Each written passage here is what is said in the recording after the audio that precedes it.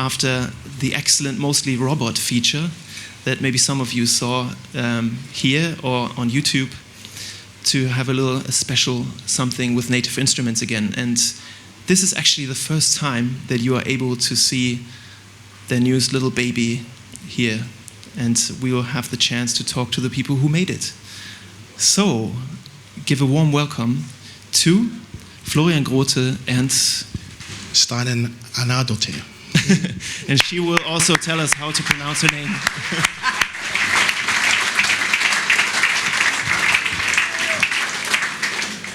Thank you very much for being with us. Yeah, thank you for inviting us. Here. So,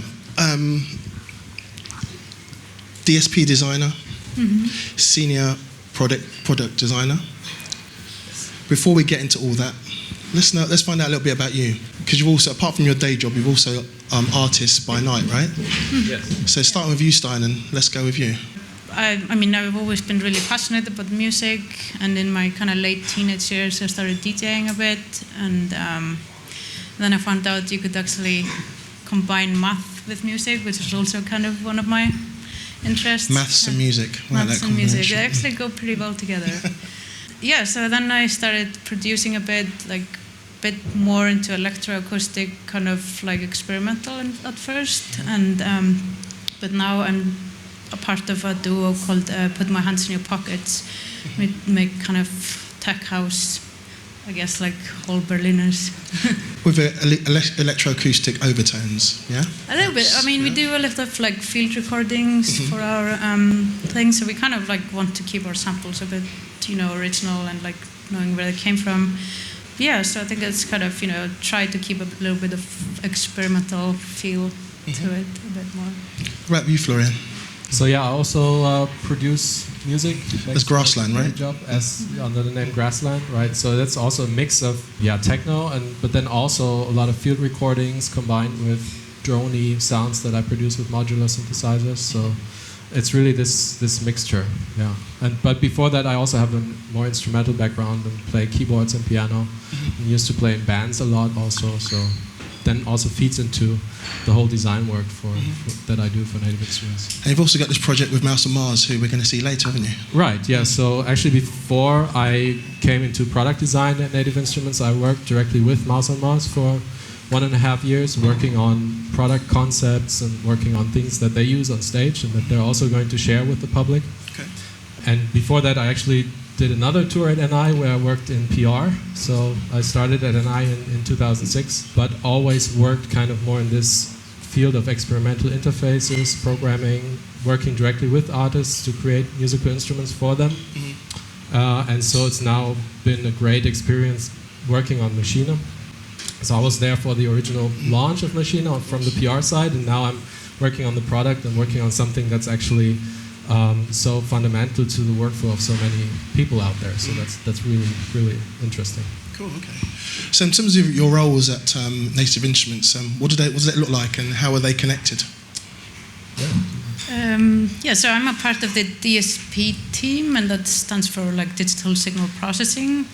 I personally do a lot of effects, and I've worked for, I think, all of the NI products and writing effects, mostly dynamic and reverbs. So we are kind of like a service team for all of the products. So we make algorithms, whether it's effects. We now have like a music information retrieval team that's quite new. We're quite excited about that. So I think we kind of work on math-heavy projects. It's been ranging all to like calibrating also the hardware, and so whenever there's some math involved, they usually come to one of us.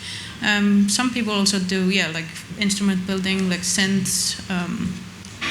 And I guess I work with Florian he is like a product designer.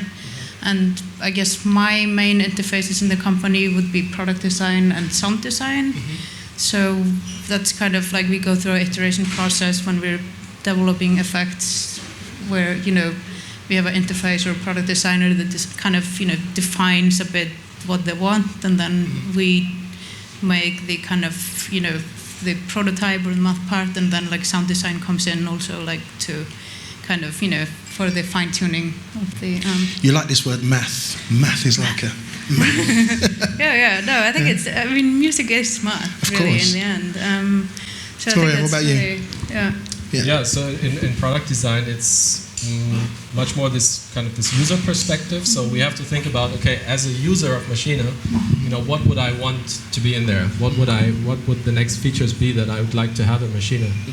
And then we go about designing that first in the form of mock-ups. And so we create a lot of mock-ups for both software and hardware, which is also actually really interesting about this work at NI, is that we have these integrated software hardware systems, but we also design them together as one thing, as one team.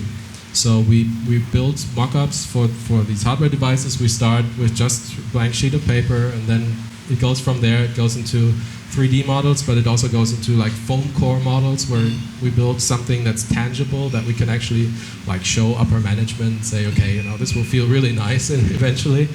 And we also work with 3D printing, and so all of that. And on the software side, then we work in Photoshop a lot, but then also it's about really sketching out all the individual steps of a feature. So what should happen if I click there? What should happen if I go back there? What happens if I come from here and go there? These kind of things.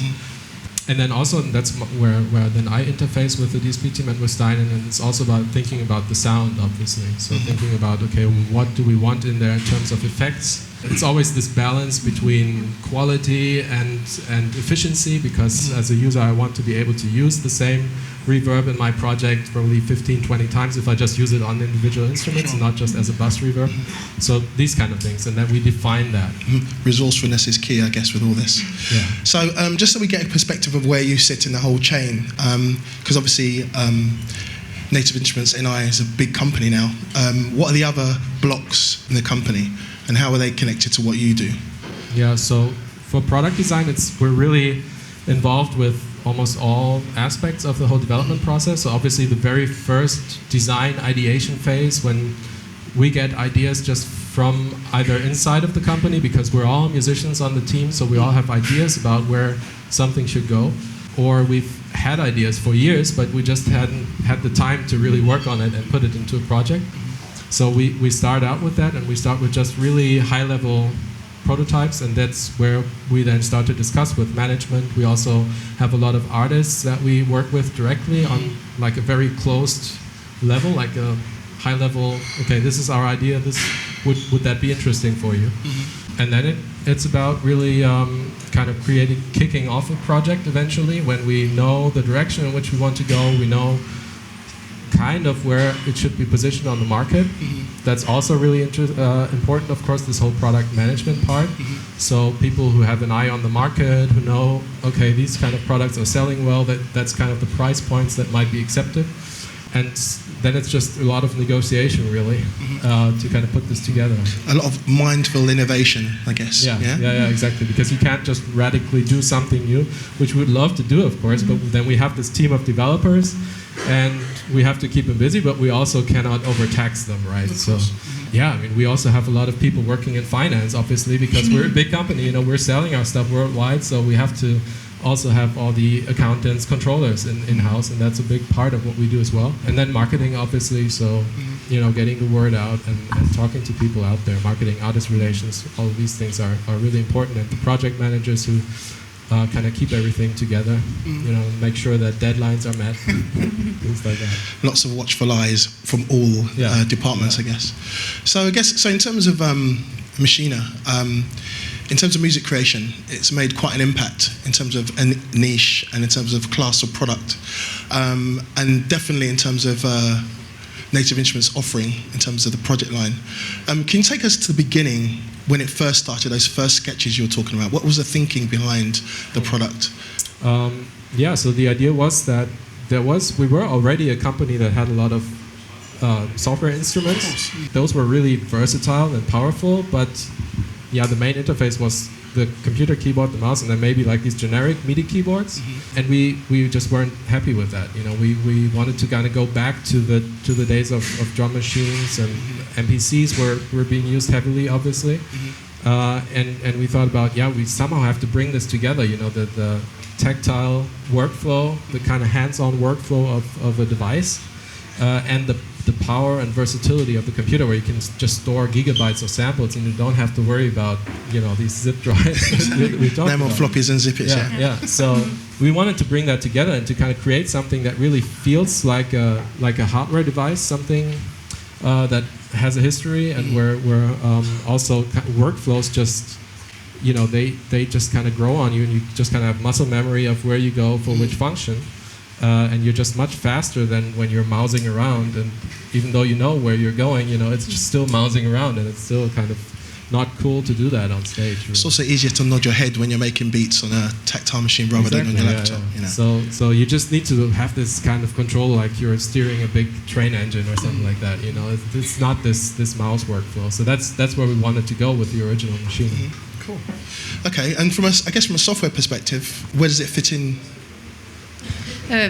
For this Maschine 2.0, we've actually rewritten the whole code, and that's also something that we maybe on the developing side are pretty proud of. When you have a company of the size of Native Instruments, you of course, as Florian was saying, we have this whole finance and business people, and their job is to keep, of course, like the money coming in, and luckily for us, so we can focus on the fun stuff. But if you tell like them, we want to use almost all of our resources for a year about, to rewrite the code, and like it's going to look the same for the end. Yeah, it's going to look the same for the user, but it's going to be so much more efficient in the background. Like they're going to be like, no, I don't think so. So you have to make a real business case for totally rewriting the code. Yeah. So I think that's kind of, shows, I think, how much these people also believe in it. And it's going to make it just the engine so much more powerful and capable of doing more things in the future. Okay. So I think that's really cool. Very nice. Nice, all right. So I think without further ado, we should delve a little deeper, right? Yeah, definitely we can do that. So the idea is really that you should feel right at home in this interface. So you still have kind of the arranger up here, the pattern editor down here, this middle area here. But as Steinunn also said, the engine is completely new. So it's multi-core right from the start, and it's got side chaining baked in right from the start. And the whole idea of this engine was to really make it very efficient and very powerful, which has also allowed us to lift some bands that we had in Maschine 1. So for example, this limit of having just 8 groups has been lifted, so you have unlimited groups now, so you can just keep on going, keep on adding stuff. You could only have 4 plugins per item, per sound or group, and that's also gone, so now you can also just keep on adding plugins, unlimited plugins. So the whole layout is up here is still the same, so if I just load a regular 808 kit, the first thing you're going to notice up here is that there's only one scene in here, so the representation up here is different. Now, instead of all the scenes having the same width, actually you see the bars now. So this pattern, for example, is 2 bars long, so you see that actually up here. It's a timeline view, and I can zoom out and make this longer. And I can just keep on adding scenes up here, obviously. Then down here, the pattern editor. And as you see also, the middle area is kind of reworked because the pages for the parameters are up here now. And the plugins are here. So the sampler is the first plugin here, and I can just keep on adding things, like keep on adding a compressor and so on and so forth. So that's really similar, and you should feel right at home there. The browser has been reworked quite a bit. So up here you still see the file types, for example, Maschine projects, Maschine groups, sounds, and then all the complete instruments and effects and samples. And this is, though, a product browser now. So when you pop open the product view, the product selector, then you see all these different, for example, these are now the Maschine expansions I've installed here, but if I hop over to the complete instruments, then you can see the things that I have here on my hard drive. And I don't have my external hard drive here where I have all the sample-based instruments, the contact instruments, but you see whatever you have available to you on your system. You see that right here with those little icons that are derived from the key shots of the products. So you can then select something here. So for example, I select something from Massive, create a new group where I can load this, and let's just say I just load something here, and this now goes obviously into the first sound. It goes there directly, and you can see that also this is the software, and the software is for every Maschine user, really. So the software goes back, like even if you bought a Maschine directly in 2009, you can buy the update and it will work with your Maschine controller. But we've also worked on this, the big Maschine Studio, at the same time. So the idea there is really that this is kind of the flagship product to kind of round off the different Maschine products at the top end. And it's really kind of constructed as a studio device, as a centerpiece device. And the big news, of course, is those big screens on there. So we have 2 high-resolution screens on there, and you can already see those the plugin view there directly, and you get a little artwork for Massive there. And if I do this, then I can just step through the different presets for Massive. So I can just keep on going and just directly step through the presets that I have there. The news really with this controller is that those 2 new screens allowed us to do many more things that we couldn't do on the smaller controllers before. For example, arranging. So now I have here really a view of the pattern. So I see on the left screen, I always see the overview, and on the right screen I have the detailed view. So I can zoom in and then kind of scroll around in those in the notes. And I can make selections. For example, if I want to now select all of these, or I just want to make like a smaller selection. Now I've selected just these 2 nodes, and if I want to nudge them, I can just use this jog wheel. So I press nudge, and then I can move those nodes around. So the idea here really is that these screens allowed us to do many more workflows onto the hardware. So when I work with it, actually, at some point, the screen, my computer screen just goes blank, and I don't have to look at it anymore. Or if you're using Maschine as a plugin inside of a DAW, then you don't actually have to have the Maschine plugin window open, but you can reserve your big computer screen for your DAW, while everything that you have going on in Maschine is right here on the controller, and you don't need the plugin view there anymore. So that's really the idea there. Yeah, it didn't stop there really, because when you say we play something here, and now obviously you see it playing back there, but we also have a mixer view now on the hardware. So you have this line level view, essentially, where you can now kind of tweak the levels of the individual channels, obviously. So you can also go back on the group level and see what your different groups are doing. So that's just a really nice overview. Here on the right-hand side, you have kind of a master view. So here you see 8 sounds now, and then here I have the group level, so I can always tweak the group level here. Or if I go up to the group level, then I have the master fader. That's kind of the idea there. One thing where those big screens really shine, obviously, is sample editing. So when you see the waveform up here, you can really zoom in. You can do really detailed tweaking of your samples there. It's just very fluid and much nicer than it was on a Maschine Mark II. Although the Maschine Mark II also benefits from some of the things that we're doing here. So we have actually a better step mode on Maschine Mark II, where you see the notes that you're working with. So it's just been much improved there. On the browser side, you also see those little products there. And then when you say you plug something in, and then on the plugin view on the sound, here you have a little representation of Massive, for example. We are also mirroring this in the software. So in the software, you also get the mixer up here, and then an embedded view of Massive down here. So we've created these smaller views of all our complete instruments and effects. So Massive is plugged right in here, and if I now want to, for example, add driver, then it just comes right in and looks like that. So I can also get rid of the browser here, then you see it bigger, right? So the idea is that really the instruments live right where you need them, right in the framework, and you don't have to go to floating windows to tweak them. And all of the internal plugins have also received the same treatment, so now you get the sampler has its panel down here, and this mixer can be reduced to just this view, for example. And we've got a compressor with levels on there, so everything should be just much nicer to work with, much more fluid to work with. One of the really big new things that we've introduced is we've created some drum synths. I mean, the drum synths, that was really kind of a research project that had been going on inside of NI, really kind of decoupled from the whole Maschine app development that's in Steinunn's team, really, where we just, as product designers, said, yeah, we want a drum synth, but it obviously should sound really, really good, but it should also have an own identity, something that adds to the Maschine identity. Yeah, they've done a terrific job at that, really.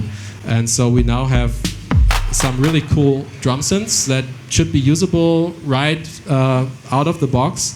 And the speciality about it is also that they come with really only a few parameters, but the idea behind it is that all combinations of those parameters sound good. So you can tweak the stuff. You can tweak those. For example, this would be like an electronic percussion sound. So you can tweak it.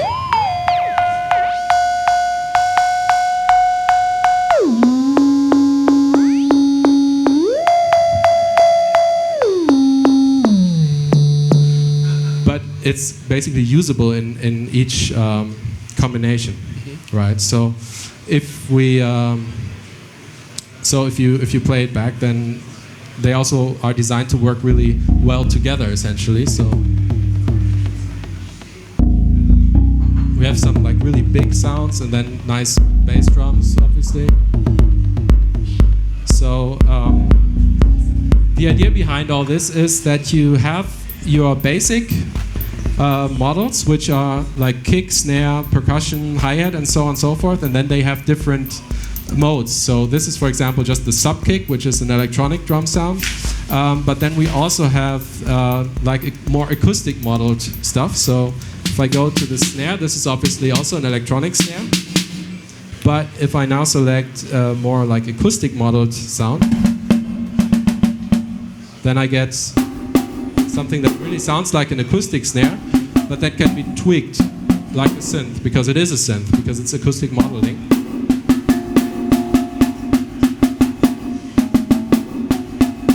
Right, so that's really where we invested a lot of effort into, and I think the outcome is really, really nice. Steinunn, a lot of modeling is a key part of your work at NI. Can you talk us through your approach? Yes, so I mean, with emulations of old analog gear or digital, I guess, I mean, I often get the question, so like, what do you do first and then what do you do? Actually, I mean, there are no really like step 1, 2, 3, but there are like some different approaches. Like you need to, I mean, each device is of course different, and you need to kind of approach it as a query. My approach is to just break it down into pieces and look at every function at a time. There are some tricks you can use. Like one is kind of the circuit modeling approach. So then you would be taking a look at the circuit. You know some components in there. Like so you'd open up an old drum machine and just I'd open it up, and of course you try to get also a hold of every circuit diagram, the manual, read between the lines, like what could be happening. But I mean, some of the components you do already know. There are some like transistors in there, or amplifiers, or like a combinations of like components like resistors, capacitors that make up a filter. This you can model. Another approach is like a physical one, so like kind of a physical modeling one. So then you take like parts of the device, like a spring and a spring reverb, for example, and just use like equations of physics to kind of model that. By itself. Another approach is, I mean, that I use quite a lot is like a signal processing based approach, and then you're pretty much just treating the device as a black box, and you just send in like signals, and these are like usually like impulses, like sine waves, and just seeing how like the device acts, reacts to these, and these can be like frequency sweeps, like how does it react to different frequencies, like amplitude sweeps. Like, is there some saturation going on, and so on. Have you got something for us to look at, you think?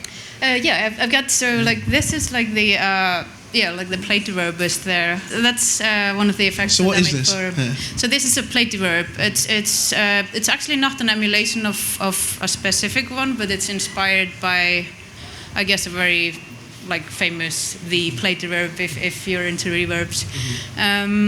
So the approach, I'd say, for the first few weeks, my approach is usually only visual, and these are kind of example of like pictures that you're looking at. So like the input signal, That's like an impulse, for example, that you send into the system and see just how it reacts to it. And the other ones like are the impulse responses that you can look at in time, or like the frequency domain, like the color. So like these are like the spectrograms below. So these are, we could also play the samples. These are kind of, so these are like plates with like high damping and low damping. And if we can play the sample. So this pretty much, for like. So what is that? So it's just an impulse. It's just like a one bit. One bit and like one sample at one and then just zeros. And then so this is kind of how like a synthesized plate. This is like from somewhere into the process, like reacts to like there's some damping. And then like the other one is like got some less damping. You can hear like really the metallic sound. That this is like the low damping. Then you have like a little bit of, like these are the, I don't know if you can see this, frequency scale and time scale. So this is kind of, how we go about it in the beginning, and then like, building the pieces together, and like then you end up with like a prototype in the end. Usually, I mean, for example, for the plate reverb, like the prototype that I had probably like 20-something controls. Okay. And as you can see, like on the current one, that it has like 5. So that's. So you narrowed it down from 20 possible parameters to just 5. So what did we lose? You didn't lose anything. That's exactly. You got it all. It's all kind of like merged. No. So that's kind of how we work together, the teams. I mean, when I have like a prototype that's kind of the first milestone that like I think is maybe 70% there, then we do have like kind of series of listening sessions that are kind of this tweaking, and that's where product designer and the interface designer comes in again, like, and thinks about like what controls do we want to have there, and then this is also done with sound designers that with and so it's a lot of tuning by ear. And what they really kind of what you really want to achieve with this is to make it really flexible, such that advanced user can do everything they want with it, but you also want to have it. I mean, we at Native Instruments, we're pretty big fans of having it such that it's really hard to go into ranges that sound bad, even though you're not so sure what you're doing. So this is kind of that's the process. So a lot of these have been combined into like the EQ macros, for example, and it's an interesting process, and often we not all agree during that. So you have differences of opinion in terms of definitely. what parameters are available and what are not available. What the ranges should be like for, especially also for the drum synths. I mean, one knob that you see there might control 20-something parameters in the model below, right? So then it's really about which ranges do we go into, and what should be offered, and what because it's essentially a very subjective opinion, of course, that you have there. So, like, this guy thinks this sounds great and he wants to use it for his music, but you're like, but it's not fitting the Maschine use case. And exactly, but then we all might be right in a way, but it's also a matter of taste. And I mean, most people, as I say, are making some music, but they come also from different backgrounds. Some are acoustic, some more electronic, and some hip hop, and we all have different preferences, I guess. So usually then people also keep the prototypes. Exactly, yes. Your own personal collection. So I guess for you, you kind of see sound in numbers, don't you? Yes, a little bit, and then I do visualize it a lot. Like these pictures were made with like a math program called MATLAB. I keep talking about math, but it's called MATLAB. It's kind of like an engineering program that we use a lot for analysis in the beginning process, especially. Okay. The first question was whether it installs on Mac OS 10.6, and then I said, we have to test kind of with the current version and the one before that. And this question is why we didn't include an audio interface with this device. And we did discuss that at length. The reason we decided to not do it is actually, again, that this was designed kind of to be a studio device. So the conception is that, yes, people who use it in the studio will already have some sort of audio interface. Also, because it's a studio device, if we did include an audio interface, we would definitely want it to be studio quality. So that really would have driven the price well above what it is now. and we just didn't want to do that. And it's now been really interesting for us to kind of see the reactions in the forums, where people were actually happy that it doesn't have an audio interface. Some people, of course, some people want it. And we also did a little user survey with just a closed user session, basically, where we asked people about that, and mainly the response is yes, for free, I definitely take an audio interface in there, but I don't want to pay for it. That was the response that we got, and it's understandable, because if you already have an audio interface and you're considering, yeah, okay, like what quality would we want to have it? I mean, I definitely see the use case. I definitely also love to be able to just like plug in a headphone and just be able to use it with just a USB cable and the power supply that it needs. But in the end, it was also a question then of, yeah, how far do we think we can drive the price? Yeah. Rhythm pattern, sometimes I wonder if it was possible just to... So with the spring button, is it possible to quantize just one sound? Yeah, that is possible, definitely. Essentially on the controller, what you do is when you're in the range and you see, just load that. So on here you go to events and you select the events for one pad or two pads, and then you hit quantize, and then it will just quantize those events and not everything. We don't have groove templates. What we have is swing per item, so you can adjust the swing for the sound individually. For each sound individually, you can then adjust the swing for the group individually, so that then adds to the swing you have on the sounds. And then there's master swing. So there are 3 levels of swing in there, and we're not working with groove templates directly. No. Okay. Can you show us sidechaining? That question was gonna come up, you know. Yes, that, yes, absolutely. Yeah. So if I have this, which is a longer sound, obviously, so it makes sense to use sidechaining on that. So I go to plugins. I have the drum synth, and I will now add a compressor. I hope you can see it basically on this hardware device. So I'll add the compressor, and the compressor now has a second page, which is the sidechain page.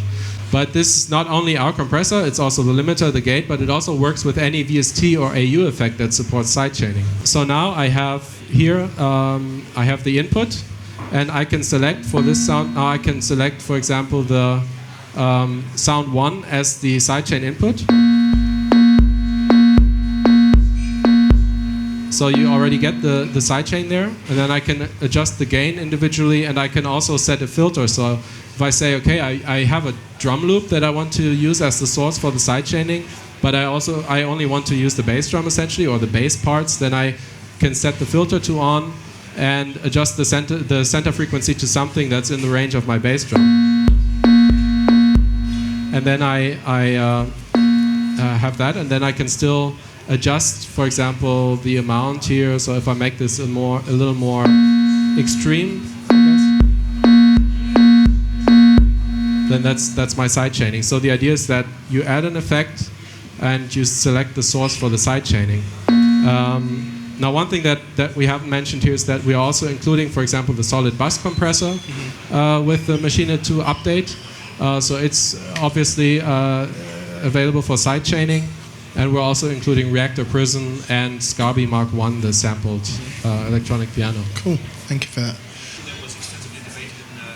that. Track-based delay, something like, not really latency compensation, but where you can adjust the delay in milliseconds per track, which is not in there now, but yeah, the framework is so flexible that we're kind of looking into adding these things in the future. So it's really... Yeah, it really has to be stressed that this is a rewrite, so it's a very flexible framework, but it's also only the beginning of something where we can add a lot more, and we've conceptualized it in a way that it's very flexible, very modular, and allows us to do these things.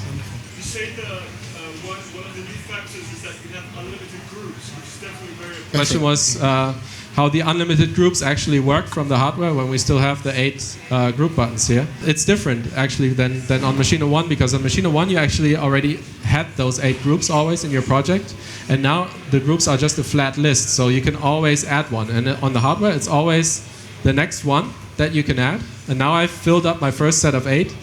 The shortcut is I just press shift, then those are white, and then I can go to the next bank of 8.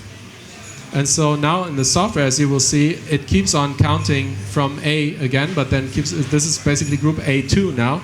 And now I can just keep on adding groups here, go to the third one, and so on and so forth. And so that way I can obviously create 64 groups. If I want to do more, I can go to the select screen, and on the select screen I have my group banks up here. So here I can always just create more. Play forever if you want to, but obviously, yeah, 64 groups will get you somewhere, right? I mean, it's a start. Exactly. So those you can access directly here from the hardware. I guess how efficient it is, if it's possible with just a laptop like this to have, I guess, 64 tracks, so 64 groups. Yes, it is definitely possible. It depends on your plugin usage, as always. Like if you use a lot of plugins, if you use, I don't know, a lot of like Scarby Mark 1 or a lot of just costly reverbs or something like that, then your computer is going to feel that earlier, even though we can distribute it across all cores now. So yes, but it is definitely possible. So I mean, this is a 2011 Core i5, I think, MacBook Pro, and it can handle more complex drum synth productions easily. And the idea behind those drum synths especially was also to make it possible that you can use full kits and actually more than one kit of it. So yes, efficiency has been a great focus for us here. So yes, you can do complex productions inside on such a machine. Yeah. Okay, so the question was how it works together with acoustic instruments. If you have vocals or guitar or something like that, what the process is if you want to basically create a production that incorporates such sources. So really on the inputs and outputs front, it's up to the audio interface you're using. So you could use as many ins and outs as your audio interface allows for. But what we have here is some sort of control directly. So if you have, for example, like a 4-in or 4-stereo-in system, and you have your mixer set up so that it's always like with your band or with your collaborators, always the same setup, then you can select the input sources for both sampling but also for sounds and groups directly here, and you can see the level directly here on the hardware as well. The idea behind that is that you can use sounds and groups for effects chains, for example, to record something. What we do not have in Maschine 2 at this point is audio tracks, so something that allows you to really make a beat production and then record vocals or record guitar over your beats. So what most people who do that do is they run Maschine as a plugin inside of a DAW, and either sync the whole Maschine project to the DAW, or they just drag the audio, the beats that they produced inside of Maschine, drag that to the host project, and then record the vocals and the guitar or something like that directly in that DAW. The question if Maschine is compatible with major DAWs. Yes, Maschine runs as Maschine 1 has as a VST or AU plugin inside of any host. And obviously then it's synced. It's also possible to trigger scenes, so it's like this is really a groove production system, so the idea is still that you have patterns that are organized in scenes, and then you can have like scene after scene, but you can also trigger those scenes directly via MIDI notes. So you can just arrange the scenes also directly inside of your DAW, or play the scenes from your keyboard, for example. Or use this whole thing as a MIDI controller, which is also possible. I can just, by a shift MIDI, this goes into a MIDI mode, and then I can control my DAW with this. So we have a very deep Ableton Live integration, for example, but we also offer Mackie control templates, and you can do that. Also, when it runs as a plugin, this whole transport section can be remapped to your DAW. So while you're controlling Maschine here, you can still do like play rec for your DAW. I mean, how important is feedback to the development of Maschine, for example, both in terms of internal feedback and your beta testing groups, but more importantly, in terms of the community at large? Extremely important, I would say. And I mean, we really listen to that. And I think that's also, as I was saying, like in the process, we might not always agree with, what should be the final version, but I think the final verdict is, of course, like the forums. And these, as I say, like, it's great. I mean, they are pretty honest. I mean, they'll really tell you, like, their honest view. They're not like, the person that, says something pretty to your face and then bad material behind. Like they just bring it all on there. So I think that's really good and honest. For we also do listen to a lot of the ideas for features and so on, and we really take them into our process. Do you recall some feedback you've got or some feature requests that's actually been implemented through the community? One of the things that we also changed in Maschine from Maschine 1 to Maschine 2 that's based on feedback was that, for example, choking, you an open hi-hat is closed by a closed hi-hat, was part of the sampler in Maschine 1, and it's now part of the sound slot, so that you can also use choking with VSTs. Okay. Mm-hmm. So that if you have a VST hi-hat or the drum synth now, that you can do that. So that would be one example. But besides forums, we also directly talk to artists quite a bit, because you have this situation in forums, of course, that mainly people who are, let's say, worried about something voice their opinion there. Sure. So that's certainly a little biased usually. Forums are always a little biased. So we also go out to regular users. We do user sessions, not just in Berlin, but also in LA, where we have an office, in London, and we do tours with really user session tours, where we just invite people and we kind of ask them to do something and then just watch how they do something, or ask them to show us something which they really like about Maschine, or where they think the workflow really breaks for them. So we do a lot of that as well, or just visiting people in their studios, which is also always very inspiring to just see how they put Maschine into their workflow. So in terms of when you look at Maschine Studio and when you look at Maschine Studio, particular software, what are you most proud of? For me, probably for the hardware, I spent most work on the pad quality, on the pad sensitivity. And I think it's been said also out there in the community that we have the best pads on the market. That's for both finger drummers, but also people who want to just be very expressive with them. So that's for me kind of the biggest, one of the biggest personal interests. But obviously getting those screens to work has been the biggest effort in this whole endeavor that you see here. And then, just little things like the integrated stand, for example, that you have basically a kickstand that folds out here on the bottom. Things like that, things that we've just been able to do there. So, I don't know how it is for you. Maybe a bit boring, but the efficiency is also, and that's also something you really need to keep in mind through. When you're designing effects, you need to be able to use more than one instance of a reverb, and I think that's really, I say you can have it, a few years old laptop, and you can still be doing quite a lot of things at once, and that's what I'm really excited about. Yeah. So it's the under the hood stuff, which is kind of subtle, of course. Your question was that in Core 2 there were these sound variations, I think, officially, where you had a preset and then you could morph to up to 8 different variations of that preset, and the sound would morph, and if that was coming back, we're definitely thinking in that direction. Maybe though make it more user accessible in terms of where what the user wants to get in those different areas, because it was a massive sound design effort, of course, to create all those variations that you could morph to. But eventually, you as a user would probably also want to say, okay, these are kind of my corners where I want to. Those are the extremes into which I want to morph, and where do I get there in between? So, okay, the question is how many knobs you can send out to, or how you can use. Host automation then. And the good news there is that host automation now works with everything that is modulatable. So everything where you hit auto write and then you can modulate that, those things you can now also directly assign an automation ID and also a MIDI CC. So on MIDI you can just hit learn and then it just waits for an incoming MIDI CC. Plus the whole thing about macros has also been reworked. So macros are now available on every level: sound macros, group macros, master macros. And the way it works is that you just create something here, and then you have a way to kind of go through.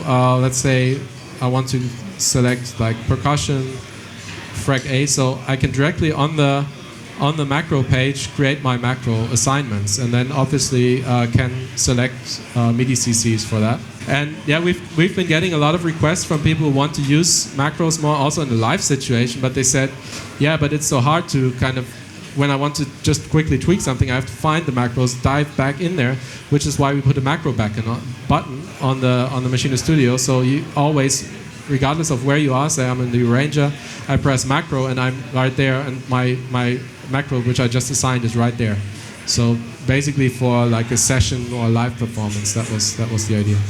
I guess I understood if it's possible to combine different controllers like Maschine Studio with Micro or Mark II. Not possible at this point. You can't use different versions with one instance of Maschine still. So what you would have to do, what already works, is that you connect different controllers to one computer and use it with different instances of Maschine that you might be running inside of a DAW. But you cannot at this point use different, like a Micro, together with this in one instance of Maschine. Obviously you could use one of the controllers in MIDI mode, like users have done for quite a while. So you put one controller in MIDI mode and then just play the sounds of one group with it, for example, which has now also been expanded because every group has, you can now select MIDI sources per group or per sound, which wasn't possible in Maschine 1. So if I put, say, Maschine Micro into MIDI mode here, I can select it here as the MIDI input for this group. It would show up here. And then what you can do is actually play the sounds of the group chromatically. So every pad would play a different sound. So it would actually work as if you had connected, you had just focused this sound on this one group while you're doing everything else with this controller. So we have expanded it somewhat, but it's definitely not where we want to be. So for version 2.0, what do people get for their money? Yeah, with version 2.0, if you update, you obviously get all the drum synths, for example, besides just getting the framework. Obviously, you can import all your Maschine 1 projects. They will work in there, but it will install alongside of Maschine 1.8, so you'll still be able to use and have total recall for all your old projects. So you get the drum synths, you get the new plate reverb that we talked about, which is in there, which really, really sounds nice and is very efficient. You also get a new feedback compressor mode, which is based on a classic feedback compressor, obviously. And then, as I said, you get solid bus comp, reactor prism, massive, which was already in there, and Scarby Mark 1 with it. That's electric piano, is that? Electric piano, yeah, exactly. A sampled Rhodes Mark 1 piano. Yeah, very nice one. Okay, cool. How much is that going to be? So the update will be 99 euros and US dollars, and Maschine Studio will be 999. So just 9 more. Yeah. All the 9s. Yeah. Actually, one of the things we also wanted to mention, we've talked about the process here so much, but if that got you interested, we're also looking for people in almost all areas of NI. So if you're interested, please go to nativeinstruments.com Career Center. I think it's just /Career Center. If not, you'll find it from the front page because we definitely need colleagues. So please, thanks. Nice one, thank you. Wonderful. Florian, Steinunn, thank you very much for your time. Okay, thanks for having us. Thank you so much.